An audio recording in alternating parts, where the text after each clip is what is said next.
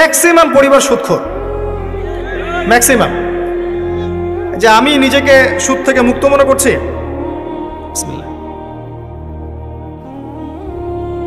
মনে করেন আমি একটা বাসায় ভাড়া থাকি, কথার কথা, মনে করেন কথার কথা।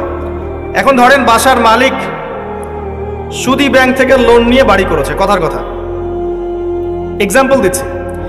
এখন এই টাকাগুলো, ভাড়াটিয়াদের টাকাগুলো নিয়ে তিনি ব্যাংকের লোন শোধ করেন, কথা বুঝতে পারছেন? আর একবার লোন নিলে তো শোধ করা চারটাখানি কথা না, চক্রবৃদ্ধি হারে বাড়তে থাকবে। এটাই ওদের উদ্দেশ্য ছিল, রক্ত চুষে খাওয়া, সাক। যার ফলে ধনী ধনী হতে থাকে, গরিব আস্তে আস্তে আরো গরিব হতে থাকে। আর আমি অনেকদিন বলেছি এটা মায়ের সাথে জেনা করার মতো পাপ, এবং আল্লাহ এবং তার রাসূলের সাথে যুদ্ধ করার মতো পাপ। দলিল আপনি সহিহ বুখারী খোলেন আর সূরা বাকারা পড়েন। সহিহ বুখারীতে আরও আছে 36 বার জেনা করলে যে গুনাহ হয়, 1 দিরহাম সুদ খেলে সেই গুনাহ হয়। এখন মনে করেন আমি রেন্ট দিচ্ছি, বা আরো 10 জন রেন্ট দিচ্ছে, এই রেন্টগুলোকে তিনি একত্রিত করে ঋণ শোধ করছেন সুদের। ইনডাইরেক্টলি, পরোক্ষভাবে আমি নিজেও সুদের সাথে সম্পৃক্ত হয়ে গেলাম। আমি কি বুঝাতে পারছি? যারা এগুলো থেকে সম্পূর্ণ পবিত্র থাকতে চাবে তাদের গায়েও সুদের ছিটাফোঁটা এসে লাগবে। এটা সেই আখিরুজ্জামান, এটা ওই যুগ না। এই যুগের কথাই নবী সাল্লাল্লাহু আলাইহি ওয়াসাল্লাম হাদিসের মধ্যে বলেছেন, এমন যুগ আসবে যে মানুষের পক্ষে রিবা থেকে বেঁচে থাকে এত দুষ্কর হয়ে যাবে যে যারা বেঁচে থাকতে চাইবে তাদের গায়েও সুদের ছিটাফোঁটা এসে লাগবে। এই হলো সেই যুগ। আর যে খায়, যে দেয়, যে লিখে রাখে, যে সাক্ষী থাকে, 4 জনকে, 4 শ্রেণীর মানুষকে নবী সাল্লাল্লাহু আলাইহি ওয়াসাল্লাম সমান অপরাধী বলেছে। আমাদের ম্যাক্সিমাম পরিবারগুলোতে যান, দেখবেন সুদের সাথে আমরা সম্পৃক্ত আছি। যতই বলি, ব্যক্তিগত জীবনে দেখবেন, ইবাদত বন্দেগীর জীবনে গিয়ে দেখবেন পাক্কা মুসল্লি, কপালে সেজদার দাগ আছে। অর্থনৈতিক জীবনে গিয়ে দেখবেন পাক্কা সুদখোর, ঘুষখোর, দুর্নীতি করছে, ট্যাক্স ফাঁকি দিচ্ছে, বা সরকারের মাল আত্মসাৎ করে খাচ্ছে। প্রচুর সম্পদ আছে আমাদের, আমরা আত্মসাৎ করতে করতে করতে করতে একটা হাতি আসতে আসতে মাছি হয়ে যায়। একটা হাতি উপর থেকে আসতে থাকে, আকাশ থেকে একটা হাতি পড়তে থাকে। হাতি পড়তে পড়তে পড়তে পড়তে দেখবেন আপনার কাছে আস্তে আস্তে মাছি হয়ে গেছে। হাতির কান একজন, ডালপালা একজন, নাক একজন, সুর একজন, শিং একজন, খেয়ে শেষ করে ফেলছে। বাই দা ওয়ে, হাতির মনে শিং থাকে না, আমি ভুল বলছি, হাতির সুর থাকে।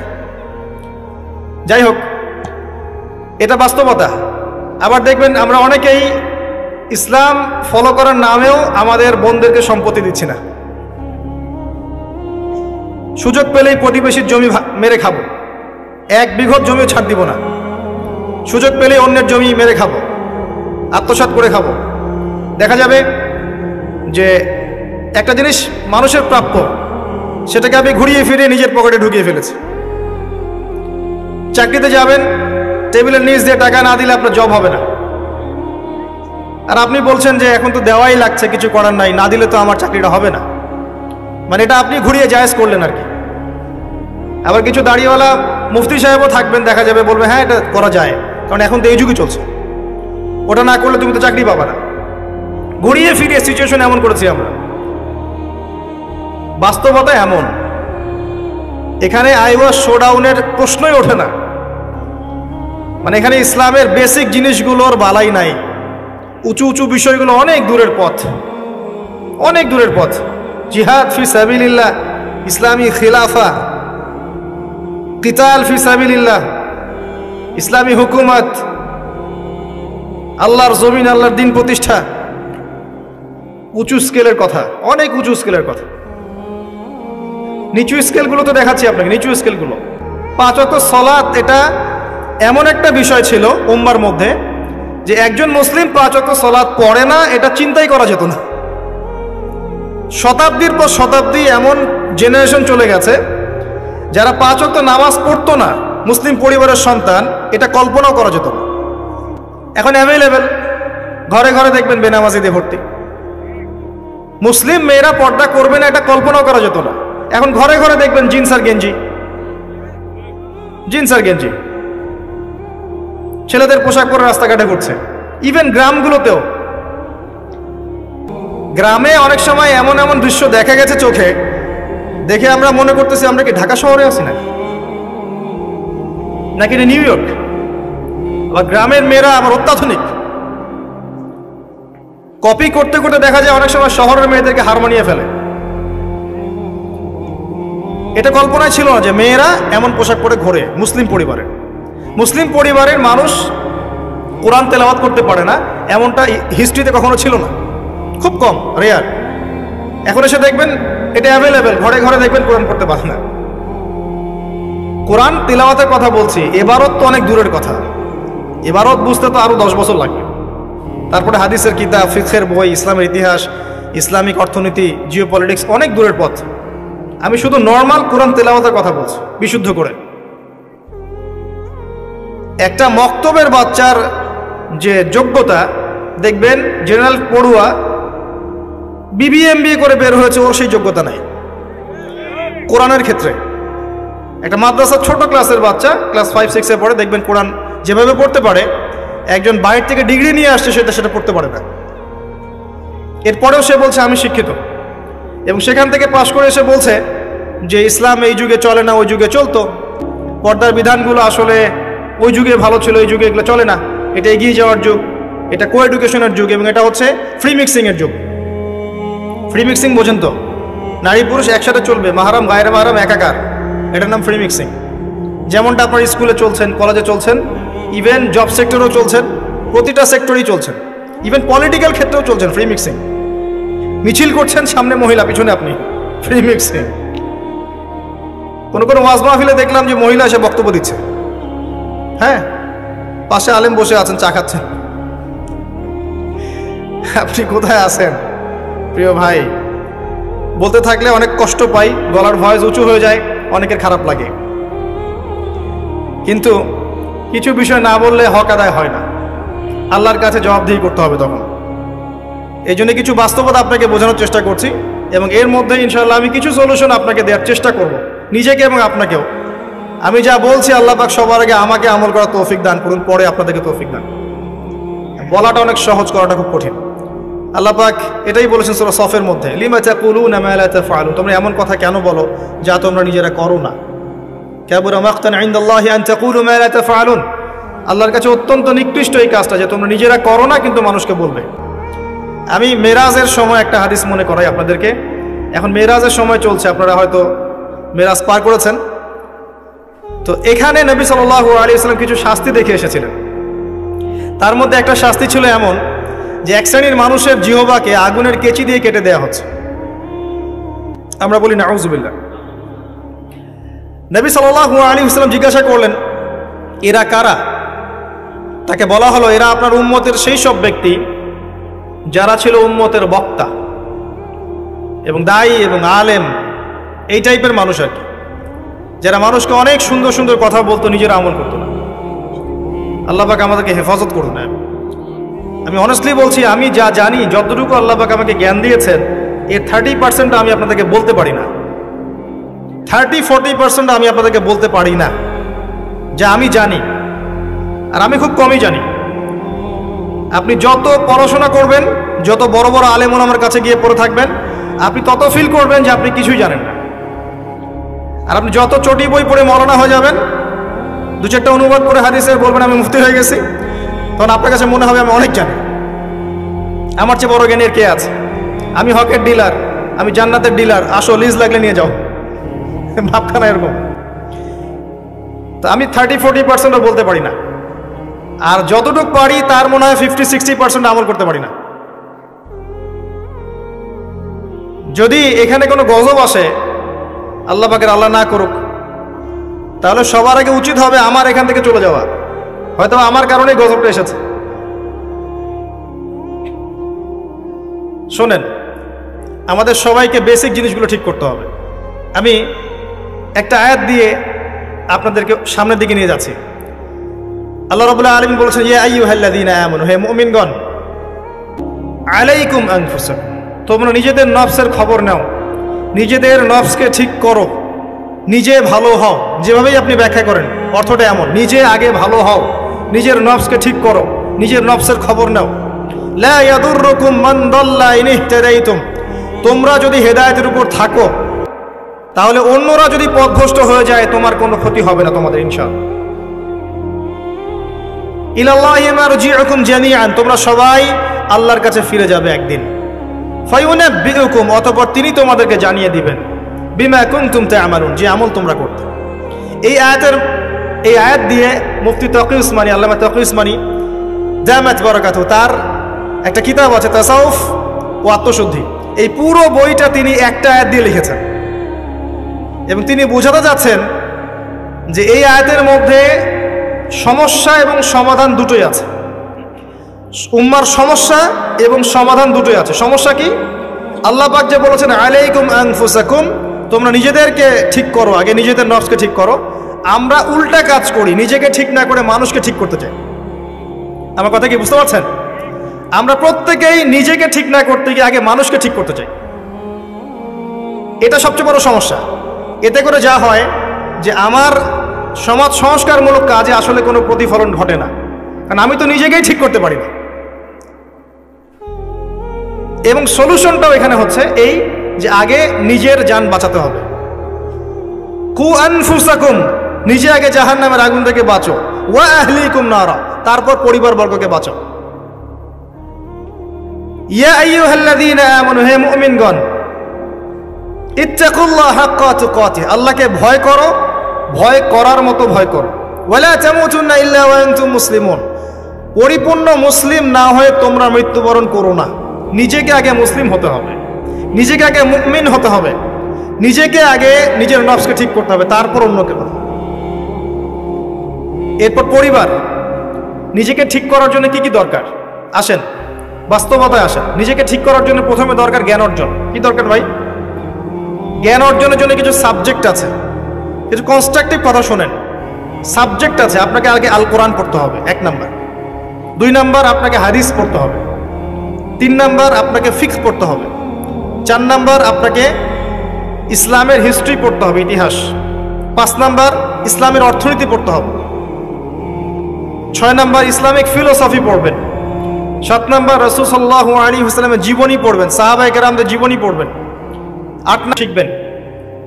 এরকম কিছু সাবজেক্ট। জিওপলিটিক্স পড়বেন। এর পাশাপাশি জেনারেল লাইনে যা যা পড়ছেন এগুলো পড়েন, কোনো সমস্যা নেই। কিছু সাবজেক্ট আছে, জ্ঞান অর্জন করেন। আর এই জ্ঞান আল্লাহর পক্ষ থেকে আসবে। বই পড়লেই যে সবাই জ্ঞানী হয়ে যাবে এমনটা নয়, এটা ভুল ধারণা যে বই পড়লেই, একটা বই শেষ করলাম আরেকটা ধরলাম, আরেকটা শেষ করলাম আরেকটা ধরলাম, এতে আমি জ্ঞানী হয়ে যাব, এটা একটা ভুল কনসেপ্ট।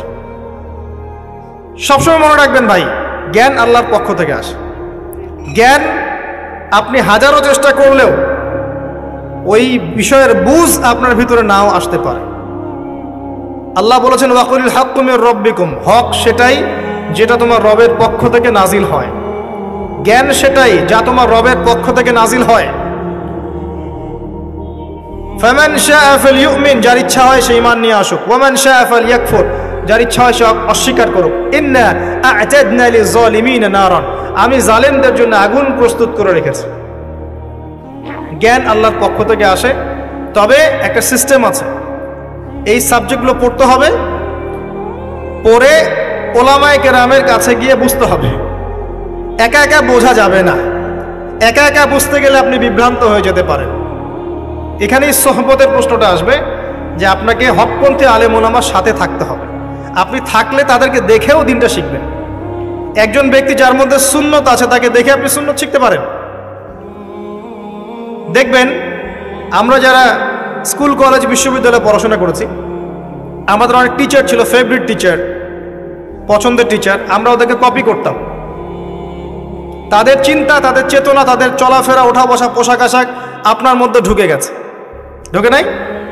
তারা দীর্ঘদিন আপনাদেরকে পড়িয়েছেন, দর্শন শিখিয়েছেন, ফিলোসফি শিখিয়েছেন, ভালো মন্দ ডিল করতে শিখিয়েছেন। পরে তাদের বুঝে আপনি জগৎকে বুঝেছেন। আমার কথা কি বোঝা যায়? ওস্তাদ এমন একটা জিনিস। একইভাবে যদি আপনি হকপন্থী উলামায়ে কেরামের কাছে থাকেন, তাদেরকে দেখেন, তাদের সোহবতে যান, পড়াশোনা করেন, আপনি তাদের কাছ থেকেও দেখে অনেক কিছু শিখতে পারবেন। আর এভাবেই সাহাবায়ে কেরাম রাদিয়াল্লাহু আনহুম আজমাইন নবী সাল্লাল্লাহু আলাইহি ওয়াসাল্লামকে দেখে দিন শিখেছিলেন। তারা কিন্তু বাসায় গিয়ে বই পড়ে দিন শিখেন নাই। আমার কথা কি বুঝেন? তারা কিন্তু বাসায় গিয়ে বই পড়ে দিন শেখেন নাই। এখন আমরা কতজন আলেম ওলামার কাছে যেতে চাই? যেতেই চাই না। বইপত্র অ্যাভেলেবেল, বাসায় পড়বো, জ্ঞানী হয়ে যাব, তাই না? আবার মাশাআল্লাহ দেখা যায় অল্প কিছুদিন পড়াশোনা করে এটা সহি, এটা জয়ীফ, এটা জাল, এটা মাউজু, এটা অমুক, এটা তমুক, এগুলো ফতোয়া শুরু করে দেয়। অথচ সহি জয়ীফের খবরই জানে না সে, কোনটা সহি হয় কোনটা জয়ীফ হয়। তো বাস্তবতা কঠিন। প্র্যাকটিক্যালি আপনাকে জ্ঞান অর্জন করতে হবে আগে। 2 নাম্বার হচ্ছে জ্ঞান অনুযায়ী আমল। জ্ঞান অনুযায়ী আমল খুব ইম্পর্টেন্ট। এর জন্য একটা ফর্মুলা বলছি, অনলি একটা। আপনি আপনার জীবনের প্রতিটা কাজ রাসূলুল্লাহ সাল্লাল্লাহু আলাইহি ওয়াসাল্লামের সুন্নাহ মতো করার চেষ্টা করেন। পারবেন? পারা যাবে ইনশাআল্লাহ।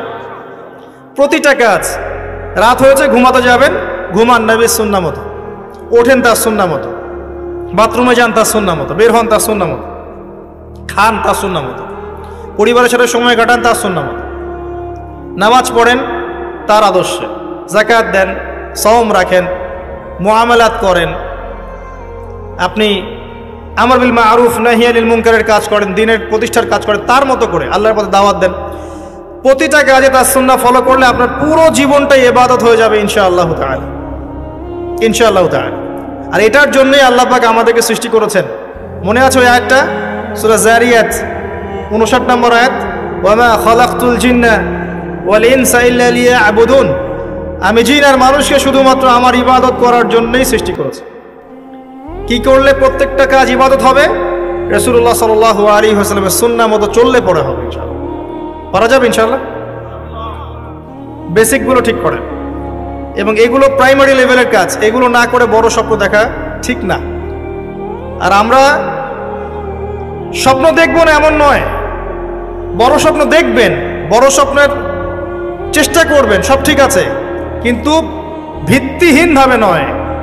একটা বাড়ি গঠন করব 10 তলা 20 তলা, ঠিক আছে, ফাউন্ডেশন ঠিক না করে নয়, আগে ভিত্তি দিতে হয়, এবং ভিত্তিতেই বেশি টাকা খরচ করতে হয়। কথা কি বোঝা যায়? এগুলো ইসলামের ভিত্তি। আমল করেন জানা অনুযায়ী, আল্লাহ পাক তৌফিক দান করুন। আর সামনে একটা সিজন আসছে আমলের, আল্লাহ পাক যেন আমাদের সবাইকে সেই রমাজান পর্যন্ত পৌঁছে দেন, আল্লাহুম্মা আমিন। এবং সেখানে বেশি বেশি আমল করে গুনাহ মাফ করিয়ে নেওয়ার তৌফিক দান করেন, আমিন। রমাজান হবে আমাদের সবচেয়ে সৌভাগ্যের সময় ইনশাআল্লাহ। এখানে আমাদের যত পাপ, এর জন্য আল্লাহর কাছে কান্নাকাটি করতে হবে। এখানে কিছু কথা বলি, আমি যদিও বলেছি আগের লেকচারগুলোতে, রমাজানের আগেই রমাজানের পরিকল্পনা করে ফেলতে হয়। আপনার নামাজের টার্গেট করে নেন, ইভেন জীবনে কত রাকাত নামাজ কাজা করেছেন হিসাব করে নেন, চেষ্টা করেন কাজাগুলো আদায় করার জন্য। যদিও বা খালেস তওবা করলে আল্লাহ মাফ করে দিতে পারেন, তারপরে অনেক স্কলার বলেছেন যদি কেউ আদায় করতে চায় সে করতে পারে, আল্লাহ খুশি হবেন ইনশাআল্লাহ। হিসাব করে দেখেন, আপনার 10 বছরের নামাজ কাজা আছে, 15 বছর 20 বছরের নামাজ কাজা আছে। কি করবো এগুলো নামাজের? আল্লাহর কাছে মাফ চাবো, ইনশাআল্লাহ আল্লাহ মাফ করে দিবেন, এটা একটা অপশন। যদি না করেন, এই নামাজগুলোর কাফারা কে দিবে? এই নামাজগুলো কি টাকা পয়সা হিসাব করে হুজুরকে খাওয়ালে হবে? এখন এক নতুন একটা সুন্নত বের হয়েছে, মানুষ মারা গেলে হুজুরকে ডেকে বলে আমার আব্বা 10 বছর নামাজ পড়ে নাই, হুজুর কত টাকা দিলে নামাজগুলো কাজা হবে? হুজুরও বলে হ্যাঁ, প্রত্যেক নামাজের জন্য যদি 500 করে দেন, আমি ওয়াক্ত ওয়াক্ত হিসাব করে পড়ে দিব। তো এদিকে 2 দিক থেকে তার লাভ, সে অর্থ পেল, নামাজ পড়লো, তার নিজের নেকি হলো, তার বাবার কিছুই হলো না। তো এভাবে কি হবে? আদায় করতে হবে। আরেকটা সহজ বুদ্ধি আছে, একটা না 2টা। আল্লাহ পাক আমাদেরকে তৌফিক দান করুন। জামাতে নামাজ পড়। যখন আপনি জামাতে 1 ওয়াক্ত নামাজ পড়ছেন, আপনি 25 বা 27 ওয়াক্তের নেকি পাচ্ছেন। এখানে আপনি ক্যালকুলেশন মিলাতে পারবেন। একটা হচ্ছে বেশি বেশি নফল নামাজ পড়া, ফরজের ঘাটতিগুলো আল্লাহ পাক নফল দিয়ে পূরণ করবেন ইনশাআল্লাহ। আরেকটা অপশন আছে, ওমরা করা। কেন বললাম ওমরা করা? ওমরা করতে গেলে আপনি কাবা ঘরে হারামে নামাজ পড়বেন, আবার যদি আপনি মদিনা জিয়ারত করতে যান, সেখানেও কিন্তু নববীতে নামাজ পড়বেন। সেখানে 1 রাকাত নামাজ পড়লে আপনি 1000 রাকাতের নেকি পাচ্ছেন, আর হারামে 1 লাখ। হারামে 1 রাকাত পড়লে 1 লক্ষ নেকি হবে। তো ওখানে হারামে যদি আমি 2 রাকাত নামাজ পড়ি বা একটা ফরজ পড়ি তাহলে 1 লাখ ফরজ হচ্ছে। কথা কি বুঝতে পারছেন? এটা একটা অপশন কাফারা দেয়ার। আল্লাহ পাক আমাদেরকে তৌফিক দান করুন, আমিন। তো নিজের আমলনামার হিসাব করতে হবে। ঠান্ডা মাথায় রাত্রেবেলা ঘুমানোর আগে চিন্তা করেন, ওয়াল্লাহি আমি চিন্তা করছি এটা, ওয়াল্লাহি চিন্তা করেন আপনার জীবনে যখন থেকে আপনার ভালো মন্দ বোঝার ক্ষমতা হয়েছে, ঠান্ডা মাথায় রিকল করার চেষ্টা করেন আপনার মেমোরিকে, যে আপনি কি কি বড় বড় পাপ করেছেন। পারা যাবে? একটা খাতা নেন সামনে, নিয়ে লিখেন যে আমি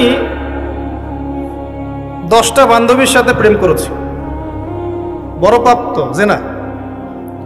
আমি মদ খেয়েছি বন্ধুদের সাথে, আমি গুন্ডাগিরি করেছি, একজনের হাতে রক কেটে দিয়েছি, পায়ে রক কেটে দিয়েছি। আছে না এগুলো আমল নামে মানুষের? আমি রিলিফের মাল মেরে খেয়েছি, আমি বোনের সম্পত্তি অধিকার দেইনি, পিতা মাতাকে আমি বৃদ্ধাশ্রমে পাঠিয়েছি, আমি এটা করেছি ওটা করেছি। হিসাব করা যাবে না? এগুলো তো করেছি আর করি নাই। আমি নামাজ পড়ি নাই এতদিন, এত ওয়াক্ত, আমি যাকাত দেই নাই, আমি রোজা রাখি নাই। পারা যাবে না? আমরা না করলে কি হবে? লেখা আছে না, দেখানো হবে না? সে ব্যক্তি বুদ্ধিমান যে নিজের হিসাব নিজে নিয়ে নিল দুনিয়ায়। এই জায়গায় আসেন, নিজের হিসাব নিজে নিয়ে নেন দুনিয়ায়। এবার আপনি দেখবেন যে আপনার আমার পাপগুলো 2 ভাগে বিভক্ত। একটা হচ্ছে আল্লাহর সাথে জড়িত, আর একটা মানুষের সাথে জড়িত। তো আল্লাহর সাথে যেগুলো জড়িত, ইনশাআল্লাহ 2 রাকাত নামাজ, অনলি 2 রাকাত নামাজ, ওযু করে এসে মুখলেসভাবে আদায় করে চোখের পানি ফেলে দিয়ে শেষ রাতে আল্লাহকে বলা, আল্লাহ আমি এই পাপ করেছি, আল্লাহ আমাকে মাফ করুন। আল্লাহ রাব্বুল আলামিনের জন্য এটা মুহূর্তের ব্যাপার, আপনার সমস্ত পাপকে আল্লাহ পাক নেকি দিয়ে পরিবর্তন করে দিবেন ইনশাআল্লাহ। সূরা ফুরকানের শেষের দিকে আছে, ইল্লা মান তাবা ওয়া আমানা ওয়া আমিলা আমালান সালিহান ফাউলাইকা ইউবাদদিলুল্লাহু সাইয়্যাতিহিম হাসানাত। যারা তওবা করবে, ঈমান নিয়ে আসবে এবং আমলে সালেহ করবে, আমি আল্লাহ তাদের সমস্ত গুনাহগুলোকে নেকি দিয়ে পরিবর্তন করে দিব ইনশাআল্লাহ। আর এক শ্রেণীর পাপ পাবেন, সেটা হলো বান্দার সাথে জড়িত। এটা আল্লাহর কাছে মাফ চেয়ে লাভ নাই। আমাকে এসে বলতে হবে, ভাই আপনাকে গালি দিয়েছি, মাফ করে দেন। আমার আপনার কাছে গিয়ে বলতে হবে, ভাই আপনার গীবত করেছি, আমাকে মাফ করে দেন। আপনি আরেক ভাইয়ের কাছে গিয়ে বলবেন, ভাই আপনার টাকা আমি মেরে খেয়েছিলাম, টাকা নেন, শোধ করে নেন। প্রতিবেশীকে বলতে হবে, ভাই জমি নিয়ে নেন, জমি আমি মেরে খেয়েছিলাম। জনগণের সামনে এসে বলতে হবে, এই যে চালের বস্তা তোমাদের ছিল, আমি মেরে খেয়েছি, নিয়ে নাও। এত সহজ না। না হলে এগুলো কিয়ামতের মাঠে জমা থাকবে এবং পুলসিরাতে তারা দাঁড়িয়ে থাকবে। যখন আপনি আমি অনেক নেকি নিয়ে উঠবো, আল্লাহ পাক বলবেন, নেকি দিয়ে দাও। কেন দিব? কারণ অমুককে গালি দিয়েছো, অমুকের টাকা নিয়েছো, ফেরত দাওনি, অমুকের কাছ থেকে অমুককে অপবাদ দিয়েছো, অমুকের সম্পত্তি মেরে খেয়েছো, অমুকের জমি মেরে খেয়েছো, ইত্যাদি ইত্যাদি। এখন তোমার নেকি দিয়ে ওদেরকে শোধ করো। তোমার আমল নামা থেকে নেকি সব চলে যাবে, আর ওর আমল নামা থেকে গুনাহ আপনার আমল নামায় চলে আসবে। বলেন নাউযুবিল্লাহ। আল্লাহ পাক পরকালে আমাদেরকে যেন বান্দার সাথে জড়িত হক নিয়ে না ওঠান, আমিন। একটা দোয়া করতে পারেন, আল্লাহুম্মা কফিনি বিহালালিকা আন হারামিক ওয়া আগনিনি বিফদলিকা আম্মান সিওয়াক। আশা করা যায় আল্লাহ পাক আপনার দুনিয়ার ঋণ দুনিয়ায় শোধ করে দিবেন ইনশাআল্লাহ। কি দোয়া বললাম? আল্লাহুম্মা কফিনি বিহালালিকা আন হারামিক ওয়া আগনিনি বিফদলিকা আম্মান সিওয়াক। হিসনুল মুসলিম বইটা পড়েন, পাবেন ইনশাআল্লাহ। তো যেটা বলছিলাম প্রিয় ভাইয়েরা, সামনে সিজন আছে, আমল নামা হিসেব করে নেন, রমাদান মাসটাকে কাজে লাগান। নবী সাল্লাল্লাহু আলাইহি ওয়াসাল্লাম বলেছেন, সেই ব্যক্তির জন্য ধ্বংস যে রমজান মাসকে পেল, রমজানকে পেয়েও তার গুনাহ মাফ করাতে পারলো না। নবীর নাম শুনে আমরা কেউ দরুদ পড়লাম না। নবী সাল্লাল্লাহু আলাইহি ওয়াসাল্লাম বলেছেন, সেই ব্যক্তি ধ্বংস হোক যে রমজান মাসকে পেল, কিন্তু এই রমজান মাসকে পেয়েও তার গুনাহ মাফ করাতে পারলো না। আমরা এদের অন্তর্ভুক্ত হতে চাই না। আল্লাহ পাক হেফাজত করুন। রমজানের আগেই প্রিপারেশন নেন, মানসিকভাবে আমল নামা গুছিয়ে ফেলেন, টার্গেট করেন আপনি কি চাচ্ছেন রমজান মাসে। 30টা সওম তো আছেই, 5 ওয়াক্ত নামাজ জামাতে পড়ার চেষ্টা করেন, তারাবির সালাতগুলো আদায় করার চেষ্টা করেন। আল্লাহ পাক তৌফিক দান করুন। অন্তত একটা বার কোরআনকে খতম করার চেষ্টা করেন। প্রতিদিন 1 পারা করে পড়লে খতম হবে, পারা যাবে না? যারা পড়তে জানি না, এখনই পড়া শিখে নেন। 1 মাস আছে, পড়া শিখে নেন। রমজান মাসে মসজিদ ভিত্তিক কোরআন শিক্ষার তালিম এবং কোর্স চালু করেন, মানুষকে কোরআন শিখান। 5 ওয়াক্ত নামাজের পরে দারসে হাদিস চালু করেন, মানুষকে হাদিস শিখান। মহিলাদের জন্য, মা বোনদের জন্য কোরআন শিক্ষার ব্যবস্থা করেন, ওদেরকে বাসায় শিখান। রমজান মাসে বাজারে বেশি যাবেন না, বেশি আড্ডাবাজি করতে বসবেন না, 3-4 জন মিলে এক জায়গায় আড্ডা মারতে বসবেন না, দিনই আলোচনা ছাড়া। বসলেই গীবত হবে, রোজা নষ্ট হয়ে যাবে। মানুষের সাথে কম মিশেন রমজান মাসে। যত বেশি মানুষের সাথে মিশবেন তত বেশি গীবত তহমত করতে হবে, তত বেশি অন্যের সমালোচনা লিখতে হবে। আলাইকুম আনফুসাকুম ভুলে যাবেন, মানুষকে নিয়ে ব্যস্ত হয়ে থাকবেন এবং অন্তরের নূর নষ্ট হয়ে যাবে, মানুষের সাথে জড়িত পাপ কাঁধে চলে আসবে। কম মিশেন আল্লাহর ওয়াস্তে, রমজান মাসে কম মিশেন, কম বাজারে যান, বাজারে যায়েন না, গেলে দ্রুত চলে আসেন। যদি প্রয়োজনে যেতেই হয় দ্রুত চলে আসেন। চেষ্টা করেন মাসের বাজার আগেই করে রাখতে, ঈদের বাজার আগে করে রাখতে। এই শেষের দশক, স্পেশালি লাইলাতুল কদর যেখানে থাকে, এই দশক মানুষ বাজারে কাটায়। বাঙালি মুসলিম এই দশকটা বাজারে কাটায়, ইল্লা মাশা আল্লাহ। আর মা বোনদের তো খবর নাই, এরা তো মার্কেটেই বেশি ঘুরে বেড়াবে দেখবে। আর এত বেশি ইফতারের আইটেম করতে যায় না যে এই খাবার পিছনেই আপনার সময় চলে যায়। যদি সারাদিন রোজা রাখার পরে 10টা আইটেম নিয়ে বসে ইফতার করতে, আসলে রোজা আমাকে আত্মশুদ্ধি শেখাইলো না। সেহরিতে যদি 20টা আইটেম থাকে, মনে হয় এটা আমার জীবনের শেষ খাবার, খাইতে পারবো না, তাহলে সমস্যা। এই রোজা আমার কোনো আত্মশুদ্ধি করবে না। কথাগুলো খারাপ লাগতে পারে কিন্তু বাস্তব। আপনি রমজান মাসকে ফিকির করেন, রমজানের ফিকির করেন। এই রমজান মাসে জাকাতগুলো দিয়ে দেন। জাকাত দিবেন না, এলাকার না, দেশের অর্থনীতি সমৃদ্ধ হবে না। জাকাত, শুধু জাকাত দেন, অনলি জাকাত। দেখবেন ইকোনমিক সেকশনে দিন দিন উন্নতি করছে আমরা।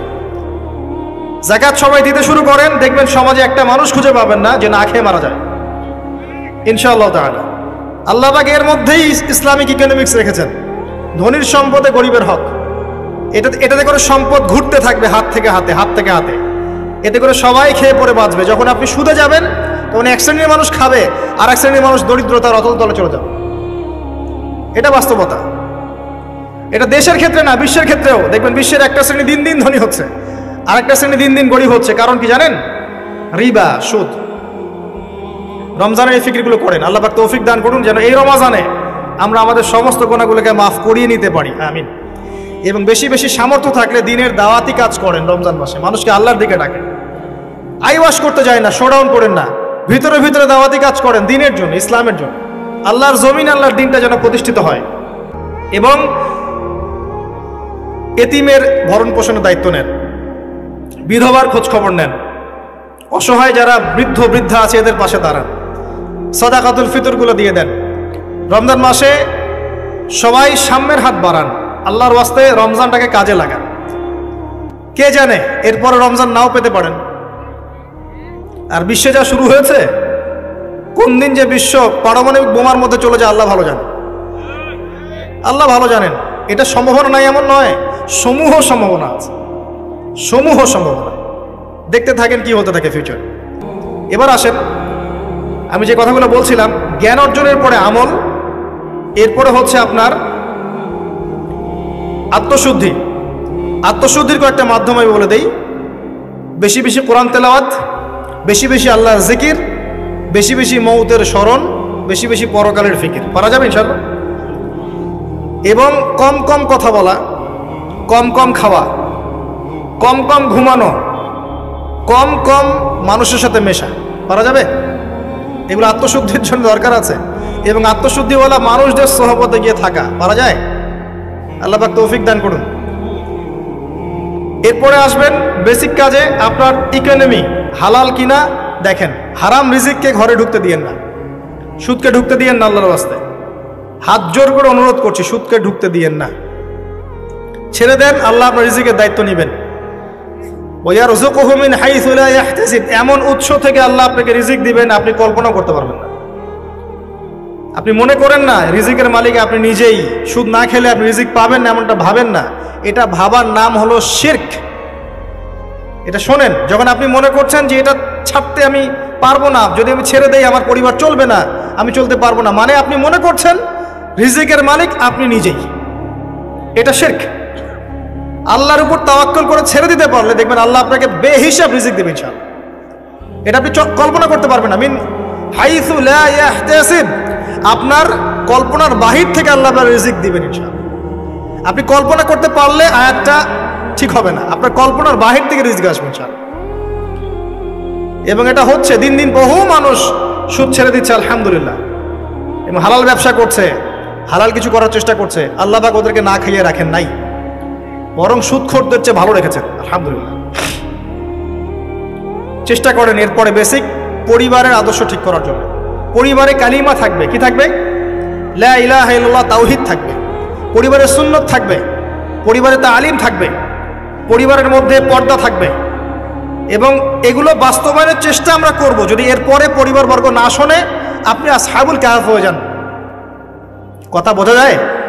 যদি বলতে বলতে বুঝাতে বুঝাতে দাওয়াত দিতে দিতে আপনি ক্লান্ত হয়ে যান, কিছুতেই মানুষ আপনার পরিবারবর্গ কথা না শোনে, সেপারেট পরিবার গঠন করে, আলাদা পরিবার করুন, একা থাকেন, সুসম্পর্ক বজায় রাখেন, যার যার হক তাকে তাকে দিয়ে দেন, কিন্তু আপনি আলাদা পরিবার গঠন করেন, নিজে একা থাকেন। আমরা অনেকে মনে করি যে আলাদা হয়ে যাওয়াটা খারাপ। আত্মীয়তার সম্পর্ক বজায় রেখে আলাদা ইসলামিক পরিবার গড়া সুন্নত। কথা কি বোঝাতে পারছি না? আত্মীয়তার সম্পর্ক বজায় থাকবে, যার যার হক তাকে তাকে আপনি দিবেন, দিয়ে আপনি স্বতন্ত্র আদর্শ ইসলামিক পরিবার গড়বেন, এটা সুন্নত। কারণ একটা বড় পরিবার যেখানে আপনি দিন পালন করতে পারছেন না, পর্দা নাই, হালাল রিজিক নাই, আপনার আত্মনির্ভরশীলতা নাই, আপনার মতামতের কোনো মূল্য নাই, ইসলাম আপনি পালন করতে চান, বাধা দেওয়া হয়, আপনি আলাদা হয়ে যান, আলাদা স্বতন্ত্র পরিবার গঠন করেন দিনের জন্য, এবং আদর্শ স্ত্রীকে বিয়ে করেন, আদর্শ সন্তান মানুষ করেন। দেখবেন আগামীতে ইনশাল্লাহ পরিবারটা ভালো ফলাফল বয়ে আনবে ইনশাল্লাহ। কিছু করার নাই, ইসলামের জন্য আমাকে স্বার্থপর হতে হবে। ইসলামের জন্য স্বার্থপরতার সুযোগ আছে। যখন দাওয়াত দিতে দিতে বোঝাতে বোঝাতে মানুষ একবারে ক্লান্ত হয়ে যায়, তখন নূহ আলাইহিস সালাম পর্যন্ত বলেছেন, রব্বি আন্নী মাগলুবুন ফান্তাসির, আল্লাহ আমি পরাজিত হয়ে গেছি, আমাকে সাহায্য করো। আল্লাহ পাক প্লাবন নামিয়ে দিয়ে সবাইকে ধ্বংস করে দিয়েছে। লূত আলাইহিস সালাম শেষমেশ তার স্ত্রীকে ছেড়ে চলে গেলেন। নূহ আলাইহিস সালাম তার সন্তানকে রেখে চলে গেলেন। মুহাম্মদ সাল্লাল্লাহু আলাইহি ওয়াসাল্লাম তার চাচাদেরকে দেখেই চলে গেলেন মদিনায়, হিজরত করলেন। চাচার ইসলাম কবুল করলো না। আবু লাহাব করেছে? করে নাই। ইভেন আবু তালেব, যিনি দীর্ঘদিন নবী সাল্লাল্লাহু আলাইহি ওয়াসাল্লামকে সাপোর্ট দিয়েছেন, সর্বশেষে গিয়ে কালিমা পড়তে বলেছেন নবী সাল্লাল্লাহু আলাইহি ওয়াসাল্লাম, তিনি কালিমা পড়েন নাই, বলেছেন আমি আব্দুল মুত্তালিবের ধর্মের উপরেই থাকলাম। কি হলো তাহলে? ইচ্ছা করে কাউকে হেদায়েত দেয়া যায়? আল্লাহর পক্ষ থেকে হেদায়েত আসে। আসহাবুল কাহফ সমাজে টিকতে পারলেন না, গুহায় চলে গেলেন। আল্লাহ পাক 309 বছর ঘুম পাড়িয়ে রাখলেন, আবার জীবিত করলেন। তারা কি জান্নাতি নন? ইব্রাহিম আলাইহিস সালাম বাবাকে এত নসিহত করলেন, বাবা বলল বের হ বাসা থেকে, না হলে মাথা ফাটিয়ে দেবো রজম করে। উনি চলে গেলেন, সাথে একজন তার স্ত্রী সারা আলাইহিস সালাম, তাকে নিয়ে চলে গেলেন প্যালেস্টাইন। প্যালেস্টাইনের নাম শুনেছেন? কোথায়? শেষ জামানার সবচেয়ে ইম্পর্টেন্ট জায়গা প্যালেস্টাইন। মনে রাখবেন, শেষ জামানায় যত কিছু ঘটছে এর কেন্দ্র হচ্ছে ফিলিস্তিন এবং জেরুজালেম। ওই জায়গাটার জন্য এত কিছু, বিশ্বে যা কিছু দেখছেন ওই জায়গার জন্য এত কিছু। কিছু মানুষ চায় ওখান থেকে বিশ্ব শাসন করতে, এবং তারা সেটা করবেও, কিন্তু একটা সাময়িক সময়ের জন্য। তারপরে ইনশাআল্লাহ তাআলা মুসলিমরা ওদের গর্দান উড়িয়ে দিবে ইনশাআল্লাহ, এবং ঈসা আলাইহিস সালাম সেখান থেকে ইসলামী খেলাফা আবারও বাস্তবায়ন করবেন ইনশাআল্লাহ তাআলা। আসেন এই বেসিক কাজগুলো করেন প্রিয় ভাইরা। আর আল্লাহ পাক আমাদেরকে কিছু প্রতিভা দিয়েছেন, কাউকে জান, কাউকে মাল, কাউকে লিখার ক্ষমতা, কাউকে বলার ক্ষমতা। আল্লাহ পাক যাকে যে প্রতিভা দিয়েছেন, এই প্রতিভাটাকে আপনি দিনের কল্যাণে ব্যয় করেন।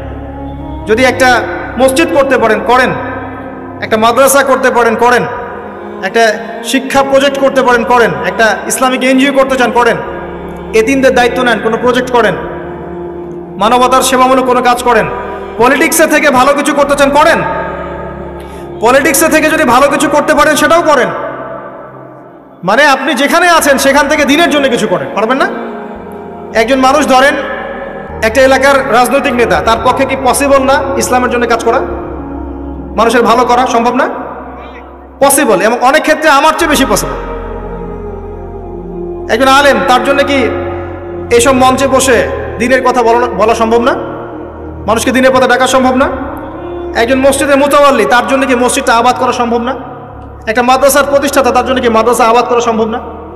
আমাদের প্রত্যেককে আল্লাহ বা কিছু না কিছু সুযোগ দিয়েছেন, ওগুলোকে ফাইন্ড আউট করে আল্লাহর ওয়াস্তে যে কয়দিন বেঁচে থাকবো, দিনের জন্য কিছু করে কবরও যাই, ইনশাল্লাহ জান্নাত পাওয়া যাবে। এগুলো বাস্তব কথা, প্র্যাকটিক্যাল কথা। আর একটা কথা মনে রাখবেন, আল্লাহ পাক বলেছেন নাসুল্লাহ ফানাসিয়াহুম, যারা আল্লাহকে ভুলে যাবে আল্লাহ ওদেরকে ভুলে যাবেন।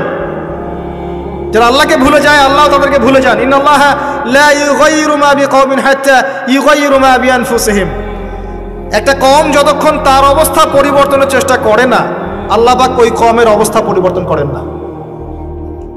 ইন তানসুরুল্লাহা ইয়ানসুরকুম ওয়া ইউসাব্বিত আকদামাকুম, তোমরা যদি আল্লাহর দ্বীনকে সাহায্য করো তবেই আল্লাহ তোমাদেরকে সাহায্য করবে, তোমাদের পদযুগল দৃঢ় রাখবে। আমি আবার বলছি, শোনেন, তোমরা যদি আল্লাহর দ্বীনকে সাহায্য করো তবেই আল্লাহ তোমাদেরকে সাহায্য করবে। এমনি এমনি সাহায্য আসবে না, আসবে না, কখনোই না। এভাবে ঘাপটি মেরে বসে থাকলে আর সবাই খারাপ হয়ে গেছে, আমি ভালো, নিজে বাঁচলে বাপের নাম, অথবা সমাজটা পচে গেছে, এখন আর কিছু করা যাবে না, এইসব চিন্তা করে যারা কম্বল দিয়ে মুড়ি দিয়ে শুয়ে থাকবে, তারাও ধ্বংস হয়ে যাবে এক সময়। ধ্বংস হওয়ার সময় ওরাও বাদ থাকবে না, ওরাও ধ্বংস হয়ে যাবে। তো আল্লাহর দ্বীনকে সাহায্য করেন যার যতটুকু ক্ষমতা আছে, প্রতিভা আছে, আল্লাহ পাক সামর্থ্য দিয়েছেন। আল্লাহ পাক একটা সুসংবাদ দিয়েছেন, ইয়া আইয়ুহাল্লাযীনা আমানু, হে মুমিনগণ, ওয়ালা তাহিনু ওয়ালা তাহজানু, তোমরা হীনবল হয়ো না, দুশ্চিন্তাগ্রস্ত হয়ো না, ওয়া আনতুম লা আলাউনা, তোমরাই বিজয়ী হবে ইনশাআল্লাহ। ইন কুনতুম মুমিনিন, যদি প্রকৃত অর্থে তোমরা মুমিন হয়ে থাকো, যদি তোমরা প্রকৃত অর্থে মুমিন হয়ে থাকো, তোমরাই বিজয়ী হবে ইনশাআল্লাহ। হীনবল হয়ো না, দুশ্চিন্তাগ্রস্ত হয়ো না।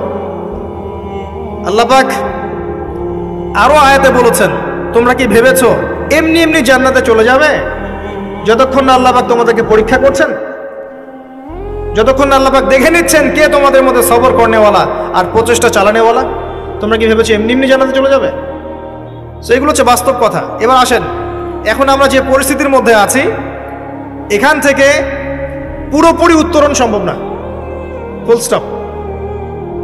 যা দেখছেন ফিতনা ফাসাদ, যা দেখছেন ব্যক্তিগত জীবনে, পারিবারিক জীবনে, সোশ্যালি, ইকোনমিক্যালি, জিওপলিটিক্যালি, এই ফিতনা ফাসাদগুলো থেকে পুরোপুরি রিকভার করা এখন সম্ভব না। এবং এটা আইএমএ জাহিলিয়াতের সেই জাহিলিয়াতগুলোকে হার মানাচ্ছে দিন দিন। এখানে নবী সাল্লাল্লাহু আলাইহি ওয়াসাল্লামের সিরাত বা জীবনী, এটা ঘেটে দেখবেন তিনি কিভাবে সমাজ সংস্কার করেছেন, ওটাই পথ পদ্ধতি, এর বাইরে কোনো পথ নাই। আর একটা দিন যাবে আর আপনার কাছে মনে হবে গতকালটা আজকের দিনের চেয়ে ভালো ছিল। যত দিন যাবে আলামাতুস সাআহ, আখিরুজ জামানের সাইনগুলো আরো প্রকাশিত হতে থাকবে। মানুষ মারা যাবে, মানুষ বেশি বেশি মরবে, মহামারীতে হোক, হত্যাকাণ্ডে হোক, যুদ্ধে হোক, মানুষ মরবে বেশি বেশি সামনে। উলামায়ে কেরামের সংখ্যা কমতে থাকবে, জাহেলদের সংখ্যা বাড়বে। যত দিন যাবে আল্লাহর প্রাকৃতিক গজবগুলো বাড়বে, ভূমিকম্প বলেন, মহামারী বলেন, জলোচ্ছ্বাস বলেন, ভূমিধস বলেন, আকৃতি পরিবর্তন বলেন, এগুলো বাড়বে। যত দিন যাবে হালাল রিজিক সংকীর্ণ হবে, জিনা বাড়বে, মাদক বাড়বে, মানুষ জিনা করবে হালাল মনে করে, মাদক খাবে হালাল মনে করে। যত দিন যাবে মেয়েদের সংখ্যা বাড়বে, পুরুষরা কমতে থাকবে, এবং ছেলেরা মেয়ের পোশাক পরে ঘুরবে, মেয়েরা ছেলের পোশাক পরে ঘুরবে।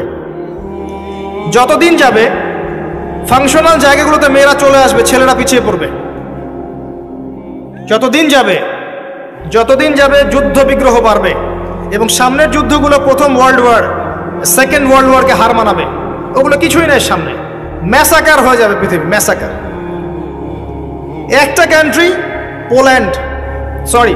অস্ট্রিয়া হাঙ্গেরি, সেখানে রাজপুত্রকে গুলি করা হয়েছে তার স্ত্রী সহ। এই ইস্যুটাকে কেন্দ্র করে সে তার পার্শ্ববর্তী দেশটাকে আক্রমণ করলো 2 সপ্তাহ পরে। এখন পার্শ্ববর্তী দেশের বন্ধু রাষ্ট্র ছিল রাশিয়া, সে বলল যে আমার বন্ধুকে আক্রমণ করা হলে